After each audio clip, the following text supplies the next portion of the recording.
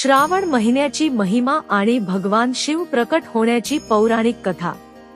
नमस्कार मित्रांनो, आज आपण हिंदू धर्मातील सर्वात पवित्र मानल्या जाणाऱ्या श्रावण महिन्याची महिमा, त्यामागील पौराणिक कथा आणि भगवान शिवांचे महत्त्व जाणून घेणार आहोत। सर्वप्रथम एक महत्त्वाची गोष्ट समजून घेऊया। भगवान शिव प्रकट झाले अशी एखादी जन्मकथा पुराणांमध्ये आढळत नाही। शिवांना अनादी, अनंत, अजन्मा आणि स्वयंभू मानले जाते, म्हणजे त्यांना जन्म नाही आणि अंतही नाही। ते सृष्टीच्या आधीही होते, आजही आहेत आणि सृष्टीचा अंत झाल्यानंतरही राहतील। श्रावण महिना पवित्र का मानला जातो? श्रावण महिना सुरू होताच वातावरणात भक्ती, श्रद्धा आणि उत्साह भरून जातो।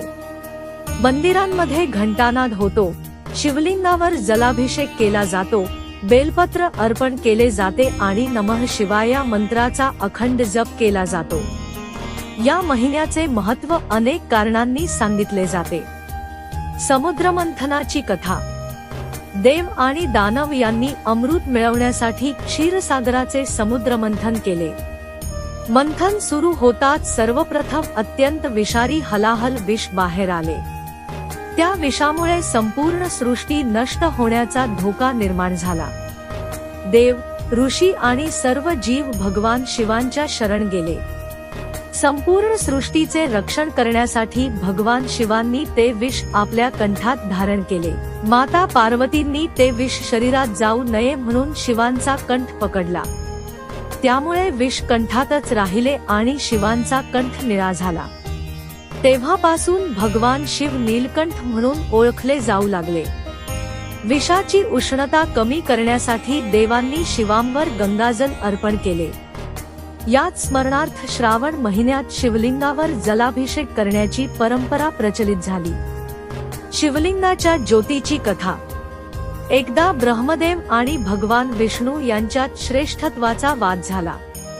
त्याच वेळी त्यांच्या समोर तेजस्वी अग्निस्तंभ प्रकट झाला। त्या अग्निस्तंभाचा ना आरंभ दिसत होता ना शेवट। ब्रह्मदेव वरचा टोक शोधण्यासाठी गेले, तर विष्णू खालील टोक शोधण्यासाठी गेले। कितीही प्रयत्न केला तरी त्यांना त्या ज्योतीचा अंत सापडला नाही। तेव्हा त्या अनंत ज्योतीतून भगवान शिव प्रकट झाले आणि त्यांनी सांगितले की सत्य, नम्रता आणि भक्ती हाच सर्वश्रेष्ठ मार्ग आहे। ही कथा शिवांच्या अनंत स्वरूपाचे प्रतीक मानली जाते। श्रावण महिन्यात शिवपूजा का करावी? श्रावण महिन्यात भगवान शिवांची उपासना केल्याने मनाला शांती मिळते, कुटुंबात सुखसमृद्धी नांदते, संकटांपासून संरक्षण मिळते आणि आध्यात्मिक प्रगती होते, अशी श्रद्धा आहे। या महिन्यात अनेक भक्त उपवास करतात, शिवमंदिरात दर्शन घेतात, रुद्राभिषेक करतात, महामृत्युंजय मंत्र आणि नमः शिवाय मंत्राचा जप करतात। श्रावणातील सोमवारचे महत्त्व। श्रावणातील प्रत्येक सोमवार शिवपूजेसाठी अत्यंत शुभ मानला जातो।